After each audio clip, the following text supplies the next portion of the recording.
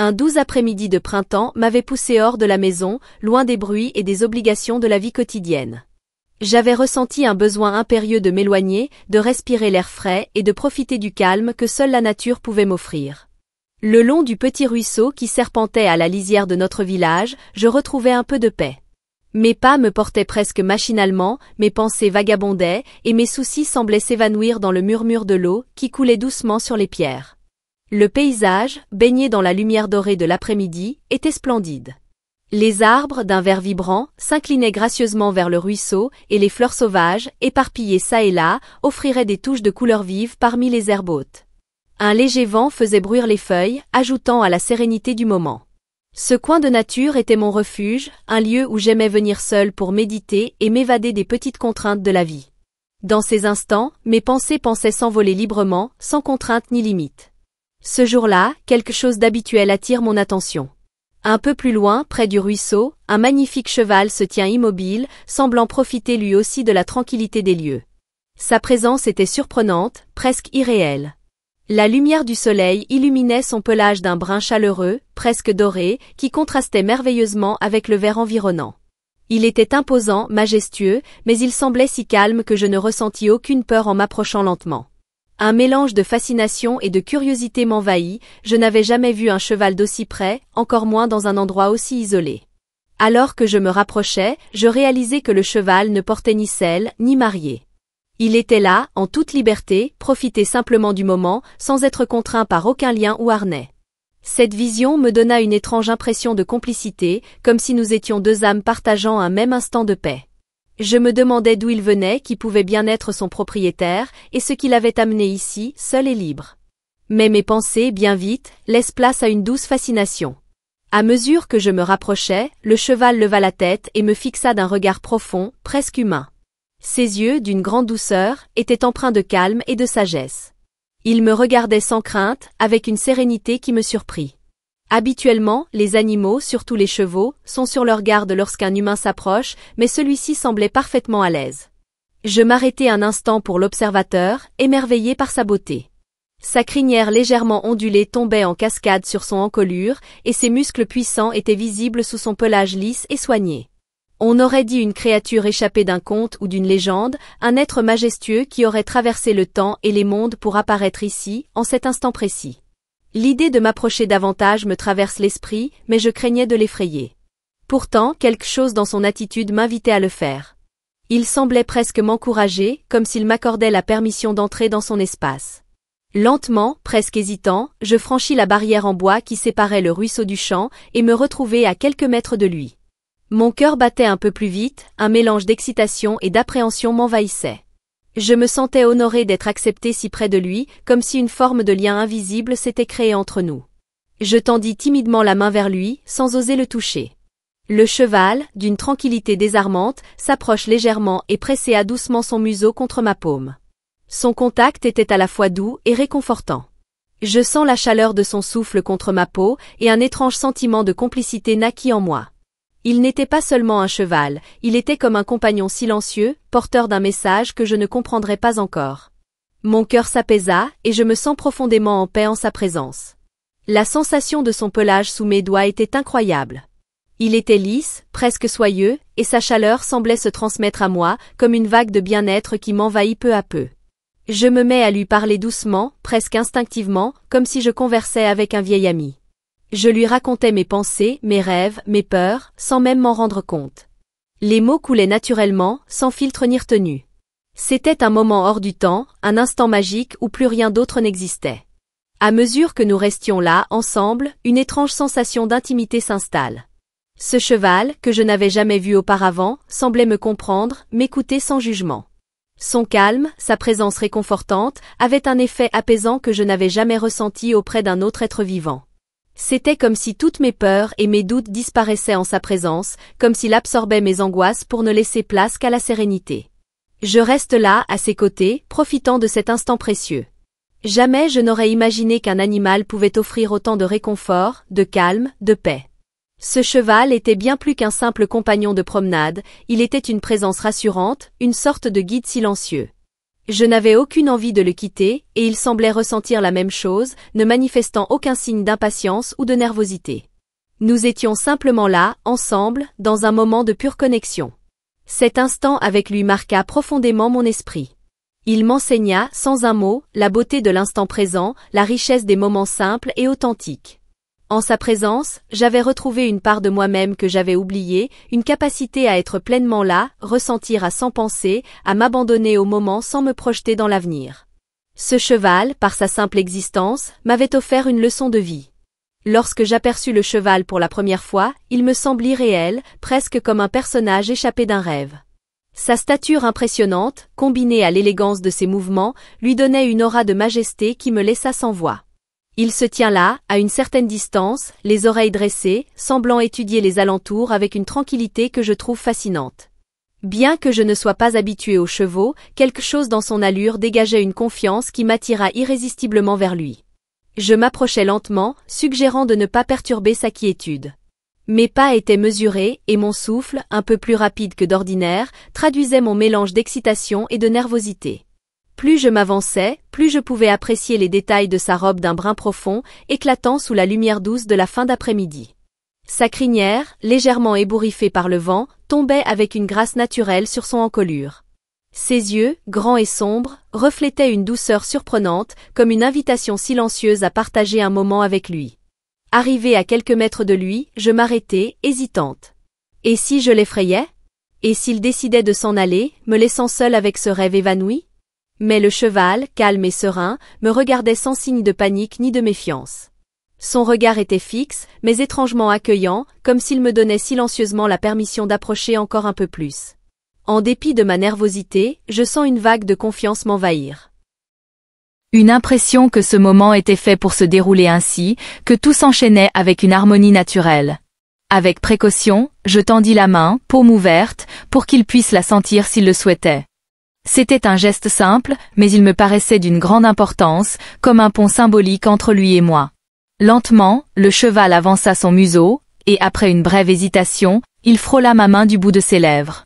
Le contact, léger et délicat, me donne un frisson. Il portait en lui une confiance que je n'aurais jamais imaginé possible avec un animal aussi imposant. À cet instant précis, je sens qu'un lien s'était créé, quelque chose de subtil mais profond, qui allait bien au-delà d'un simple contact. En caressant doucement sa tête, je ressens un étrange mélange d'émotions, de la gratitude, de l'émerveillement, et une profonde sérénité. Le cheval, apparemment aussi étendait que moi, me laissait explorer la texture de son pelage, lisse et chaud sous ma main. C'était comme si nous nous comprenions sans mots, chacun respectant la présence de l'autre, sans besoin de parler ni d'expliquer ce moment particulier. Je me sentais inexplicablement connecté à lui, comme si nos âmes se retrouvaient après un long voyage. Alors que je reste auprès de lui, savourant ce premier contact, une idée soudaine traversa mon esprit, une idée à laquelle je ne m'attendais pas du tout. Et si je montais sur son dos? Je n'avais jamais fait d'équitation, je n'avais même jamais essayé de monter un cheval, mais l'idée s'imposa à moi avec une force surprenante. C'était insensé, irrationnel, mais irrésistible. Mon cœur battait de plus en plus vite à cette pensée. Ce n'était peut-être pas prudent, mais le cheval semblait si calme, si réceptif à ma présence, que je me dis que cela pourrait marcher. Je pris une inspiration profonde, tentant de calmer l'excitation et l'appréhension qui se mêlaient en moi. Le cheval me regardait toujours avec cette même tranquillité, comme s'il pressait ce que j'allais faire, sans montrer ni opposition ni encouragement. J'interprète cela comme un signe, comme s'il m'accordait silencieusement la permission de m'élancer dans cette aventure improvisée. En posant une main sur son encolure, je m'appuyai doucement, testant sa réaction. Il ne bougea pas, ne montrant aucun signe d'agitation. Cela me rassura un peu, et avec précaution, je commençai à lever une jambe pour me siffler sur son dos. Mon cœur battait à tout rompre alors que je me retrouvais enfin assis sur son dos, en équilibre précaire, imposant de trouver mes repères. Le cheval, d'une patience infinie, ne bougea pas, me laissant le temps de m'installer. C'était une sensation unique, exaltante. Je sentais sa respiration sous moi, régulière et apaisante, son corps puissant et musclé qui semblait si stable et rassurant. Jamais je n'aurais imaginé ressentir une telle sensation de liberté, une telle connexion avec un être vivant. Puis, comme en réponse à une impulsion silencieuse, le cheval se mit à avancer, lentement d'abord, me permettant de m'habituer à son rythme. J'agrippai légèrement sa crinière, tentant de maintenir mon équilibre tout en savourant chaque seconde de cette expérience unique.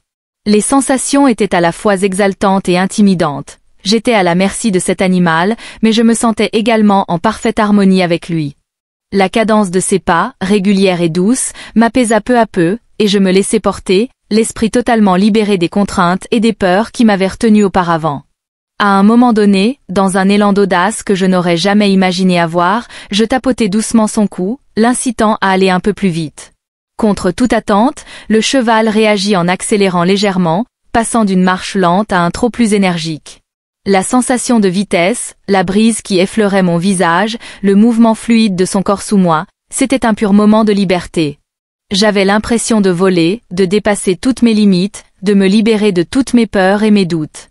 Toutefois, cette impulsivité n'était pas sans conséquences. Au fur et à mesure que le cheval s'accélérait, je commençais à perdre un peu le contrôle de la situation. Mon cœur battait de plus en plus fort, un mélange d'euphorie et d'appréhension s'emparant de moi.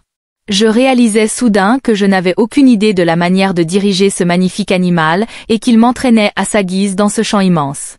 Pourtant, étrangement, je ne ressentais pas de peur, seulement une sorte de confiance aveugle, une certitude que le cheval savait ce qu'il faisait, que je pouvais lui faire confiance. Finalement, le cheval ralentit de lui-même, retrouvant une allure plus tranquille, comme s'il sentait que l'aventure devait s'apaiser. Je relâchai un peu la crinière, retrouvant mon souffle, un grand sourire aux lèvres, encore habité par l'euphorie de cette expérience inattendue. Ce moment d'impulsivité m'avait donné un sentiment de liberté absolue, une sensation d'avoir franchi une barrière intérieure, d'avoir osé faire ce que je n'aurais jamais cru possible. En descendant finalement du cheval, les jambes un peu tremblantes, je réalisai que cette rencontre avait changé quelque chose en moi, que cette impulsivité, ce moment d'audace, avait ouvert une porte vers une nouvelle confiance en moi-même. La prise de conscience n'arrive pas toujours brusquement. Elle s'installe parfois à pas feutrés, s'infiltre au fil des jours, jusqu'à ce qu'elle devienne impossible à ignorer. Dans le cas de Sarah, c'était exactement cela. Pendant des années, elle avait cru comprendre son existence, ses choix et la personne avec qui elle avait décidé de partager sa vie. Elle avait construit sa vision de l'avenir sur des certitudes rassurantes, des valeurs partagées et une croyance profonde en l'amour qu'elle pensait partager avec son mari Marc. Mais peu à peu, de manière presque imperceptible, des doutes avaient commencé à surgir. Les premiers signes étaient légers, presque anodins. Un regard distrait, un mot laissé en suspens, un silence plus long que d'habitude. Ce genre de détails, que l'on balaie souvent d'un revers de main, en cherchant des excuses au comportement de l'autre. Mais pour Sarah, il prenait une importance grandiose, éveillant en elle une inquiétude qui, bien que diffuse, devenait difficile à étouffer.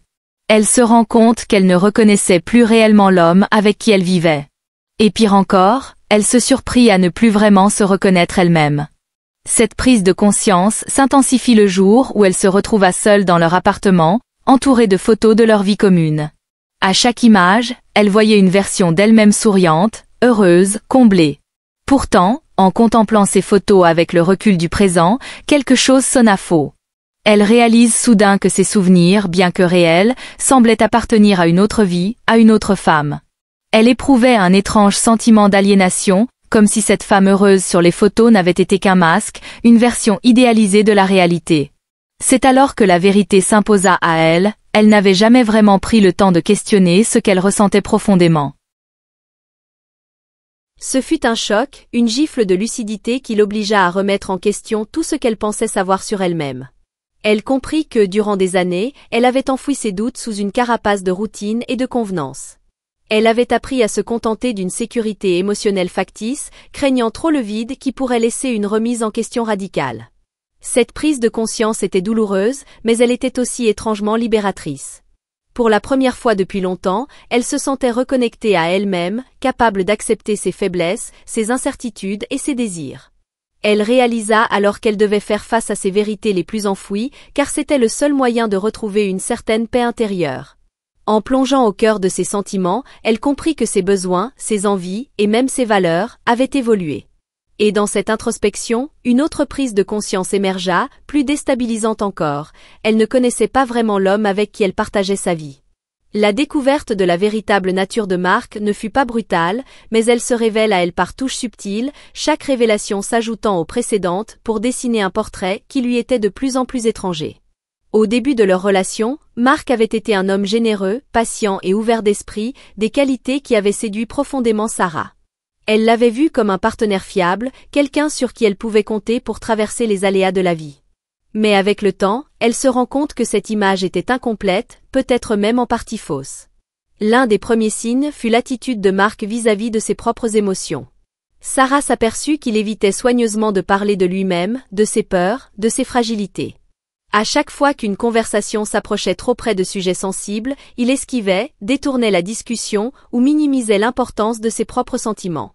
À force, elle comprit qu'il n'aimait pas être vulnérable, qu'il se cachait derrière un masque de calme imperturbable, ne permettant jamais à quiconque, même à elle, de voir ses failles. Elle découvre également que Marc entretenait une vision très rigide de leur relation. Il semblait avoir des attentes précises, presque inflexibles, concernant son rôle en tant que mari et le sien en tant qu'épouse. Pour lui, chaque partenaire devait jouer un rôle bien défini, sans empiéter sur celui de l'autre. Sarah s'en rend compte un jour où elle propose de changer leur manière de gérer certains aspects de leur quotidien. Marc réagit avec une résistance inattendue, presque une irritation. Il s'obstinait à maintenir un statu quo, même si cela impliquait d'ignorer ses propres souhaits ou ceux de Sarah. Peu à peu, elle comprit que Marc cultivait une sorte de double vie émotionnelle, une façade publique qui contrastait avec une personnalité plus rigide et secrète. Il avait l'art de montrer aux autres une image d'homme parfait, celui qui gère tout avec calme et efficacité, mais cette image ne correspondait pas à ce qu'il était vraiment au quotidien. Il devenait de plus en plus évident qu'il mettait un point d'honneur à maintenir une apparence impeccable pour le monde extérieur, même si cela impliquait de sacrifier leur intimité et leur complicité. Un jour, alors qu'elle fouillait dans leurs vieux albums de photos, Sarah tomba sur des lettres que Marc avait échangées avec d'anciens amis, des lettres pleines de souvenirs qu'il n'avait jamais partagées avec elle. Ces fragments de vie passée lui révélèrent des aspects de sa personnalité dont elle n'avait jamais entendu parler. Il parlait de ses rêves de jeunesse, de ses ambitions et de ses peurs, des choses qu'il ne lui avait jamais confiées. Sarah se sent blessée, comme si une part essentielle de son mari lui avait été cachée. Le dernier choc, celui qui ébranla sa perception de Marc de manière irréversible, survint lors d'une conversation qu'ils eurent à propos de leur projet d'avenir. Alors qu'elle exprimait son envie de changement, d'aventure, Marc resta silencieux, le regard fixe. Après un long moment, il lui répondit qu'il ne comprenait pas pourquoi elle ressentait le besoin de bouleverser leur quotidien, qu'elle devait apprendre à apprécier ce qu'ils avaient déjà. C'était comme s'il refusait d'envisager que l'on puisse vouloir quelque chose de différent de ce qu'ils avaient toujours eu. Pour lui, toute déviation de leur vie bien rangée était une menace, et cela devenait évident qu'il n'était pas prêt à la suivre dans ses aspirations de renouveau. Face à cette découverte de la véritable nature de son mari, Sarah ressent une profonde solitude. Elle comprit qu'ils avaient chacun des attentes très différentes de leur relation et qu'ils avaient, sans même s'en rendre compte, évolué dans des directions opposées.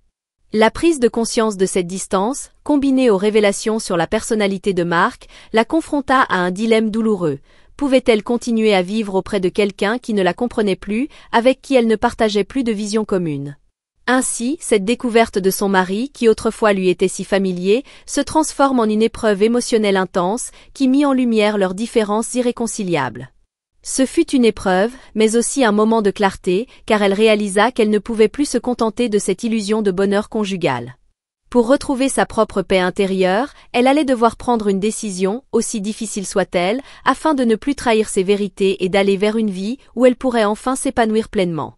La douleur que ressentait Jacques allait bien au-delà des mots. Après un événement traumatisant, son monde s'était brutalement effondré, laissant un vide béant qu'il ne savait comment combler. Le deuil et la perte avaient envahi son quotidien, l'emprisonnant dans une spirale de souvenirs et de regrets. Cette douleur, à la fois physique et émotionnelle, semblait lui retirer tout sens à la vie, et à chaque instant qui passait le plongerait un peu plus dans la désolation. Ce n'était pas seulement la perte en elle-même qui le dévastait, mais aussi tout ce qu'elle représentait, des espoirs brisés, des promesses non tenues et un futur qui, soudainement, s'évanouissait. Jacques avait toujours été quelqu'un de fort, quelqu'un sur qui les autres pouvaient compter, mais cette douleur le rendait vulnérable et lui faisait perdre pied. Les nuits étaient les plus difficiles, car elles ravivaient ses pensées les plus sombres. Incapable de trouver le sommeil, il errait souvent dans sa maison, ressassant des souvenirs heureux qui ne faisaient qu'accentuer son sentiment de perte. Il se sentait coupable de ne pas avoir su protéger ce qu'il avait de plus cher, et ce poids de la culpabilité l'écrasait un peu plus chaque jour. La douleur de Jacques ne restait pas confinée à son esprit. Elle s'infiltrait dans tous les aspects de sa vie, affectant ses relations avec ses amis, sa famille et même son travail. Ses proches, impuissants face à sa souffrance, tentaient de l'aider, mais Jacques s'enfermait de plus en plus dans un isolement profond. Il avait l'impression que personne ne pouvait comprendre ce qu'il traversait, et cette solitude amplifiait son désespoir. Les répercussions de cette douleur étaient visibles, il évitait les gens, perdait l'appétit, et même ses passions autrefois vives n'avaient plus de saveur. Chaque jour, il sentait que cette peine rongeait un peu plus sa volonté de vivre. Une impression que ce moment était fait pour se dérouler ainsi, que tout s'enchaînait avec une harmonie naturelle. Avec précaution, je tendis la main, paume ouverte, pour qu'il puisse la sentir s'il le souhaitait. C'était un geste simple, mais il me paraissait d'une grande importance, comme un pont symbolique entre lui et moi. Lentement, le cheval avança son museau, et après une brève hésitation, il frôla ma main du bout de ses lèvres. Le contact, léger et délicat, me donne un frisson. Il portait en lui une confiance que je n'aurais jamais imaginé possible avec un animal aussi imposant. À cet instant précis, je sens qu'un lien s'était créé, quelque chose de subtil mais profond, qui allait bien au-delà d'un simple contact. En caressant doucement sa tête, je ressens un étrange mélange d'émotions, de la gratitude, de l'émerveillement, et une profonde sérénité. Le cheval, apparemment aussi étendait que moi, me laissait explorer la texture de son pelage, lisse et chaud sous ma main. C'était comme si nous nous comprenions sans mots, chacun respectant la présence de l'autre, sans besoin de parler ni d'expliquer ce moment particulier. Je me sentais inexplicablement connecté à lui, comme si nos âmes se retrouvaient après un long voyage. Alors que je reste auprès de lui, savourant ce premier contact, une idée soudaine traversa mon esprit, une idée à laquelle je ne m'attendais pas du tout. Et si je montais sur son dos ? Je n'avais jamais fait d'équitation, je n'avais même jamais essayé de monter un cheval, mais l'idée s'imposa à moi avec une force surprenante. C'était insensé, irrationnel, mais irrésistible. Mon cœur battait de plus en plus vite à cette pensée. Ce n'était peut-être pas prudent, mais le cheval semblait si calme, si réceptif à ma présence, que je me dis que cela pourrait marcher. Je pris une inspiration profonde, tentant de calmer l'excitation et l'appréhension qui se mêlaient en moi. Le cheval me regardait toujours avec cette même tranquillité, comme s'il pressait ce que j'allais faire, sans montrer ni opposition ni encouragement. J'interprète cela comme un signe, comme s'il m'accordait silencieusement la permission de m'élancer dans cette aventure improvisée. En posant une main sur son encolure, je m'appuyai doucement, testant sa réaction. Il ne bougea pas, ne montrant aucun signe d'agitation. Cela me rassura un peu, et avec précaution, je commençai à lever une jambe pour me siffler sur son dos. Mon cœur battait à tout rompre alors que je me retrouvais enfin assis sur son dos, en équilibre précaire, imposant de trouver mes repères. Le cheval, d'une patience infinie, ne bougea pas, me laissant le temps de m'installer. C'était une sensation unique, exaltante. Je sentais sa respiration sous moi, régulière et apaisante, son corps puissant et musclé qui semblait si stable et rassurant. Jamais je n'aurais imaginé ressentir une telle sensation de liberté, une telle connexion avec un être vivant. Puis, comme en réponse à une impulsion silencieuse, le cheval se mit à avancer, lentement d'abord, me permettant de m'habituer à son rythme. J'agrippai légèrement sa crinière, tentant de maintenir mon équilibre tout en savourant chaque seconde de cette expérience unique. Les sensations étaient à la fois exaltantes et intimidantes. J'étais à la merci de cet animal, mais je me sentais également en parfaite harmonie avec lui. La cadence de ses pas, régulière et douce, m'apaisa peu à peu, et je me laissai porter, l'esprit totalement libéré des contraintes et des peurs qui m'avaient retenu auparavant. À un moment donné, dans un élan d'audace que je n'aurais jamais imaginé avoir, je tapotai doucement son cou, l'incitant à aller un peu plus vite. Contre toute attente, le cheval réagit en accélérant légèrement, passant d'une marche lente à un trot plus énergique. La sensation de vitesse, la brise qui effleurait mon visage, le mouvement fluide de son corps sous moi, c'était un pur moment de liberté. J'avais l'impression de voler, de dépasser toutes mes limites, de me libérer de toutes mes peurs et mes doutes. Toutefois, cette impulsivité n'était pas sans conséquences. Au fur et à mesure que le cheval s'accélérait, je commençais à perdre un peu le contrôle de la situation. Mon cœur battait de plus en plus fort, un mélange d'euphorie et d'appréhension s'emparant de moi. Je réalisais soudain que je n'avais aucune idée de la manière de diriger ce magnifique animal et qu'il m'entraînait à sa guise dans ce champ immense. Pourtant, étrangement, je ne ressentais pas de peur, seulement une sorte de confiance aveugle, une certitude que le cheval savait ce qu'il faisait, que je pouvais lui faire confiance. Finalement, le cheval ralentit de lui-même, retrouvant une allure plus tranquille, comme s'il sentait que l'aventure devait s'apaiser. Je relâchai un peu la crinière, retrouvant mon souffle, un grand sourire aux lèvres, encore habité par l'euphorie de cette expérience inattendue. Ce moment d'impulsivité m'avait donné un sentiment de liberté absolue, une sensation d'avoir franchi une barrière intérieure, d'avoir osé faire ce que je n'aurais jamais cru possible. En descendant finalement du cheval, les jambes un peu tremblantes, je réalisai que cette rencontre avait changé quelque chose en moi, que cette impulsivité, ce moment d'audace, avait ouvert une porte vers une nouvelle confiance en moi-même. La prise de conscience n'arrive pas toujours brusquement. Elle s'installe parfois à pas feutrés, s'infiltre au fil des jours, jusqu'à ce qu'elle devienne impossible à ignorer. Dans le cas de Sarah, c'était exactement cela. Pendant des années, elle avait cru comprendre son existence, ses choix et la personne avec qui elle avait décidé de partager sa vie. Elle avait construit sa vision de l'avenir sur des certitudes rassurantes, des valeurs partagées et une croyance profonde en l'amour qu'elle pensait partager avec son mari Marc. Mais peu à peu, de manière presque imperceptible, des doutes avaient commencé à surgir. Les premiers signes étaient légers, presque anodins. Un regard distrait, un mot laissé en suspens, un silence plus long que d'habitude. Ce genre de détails, que l'on balaie souvent d'un revers de main, en cherchant des excuses au comportement de l'autre.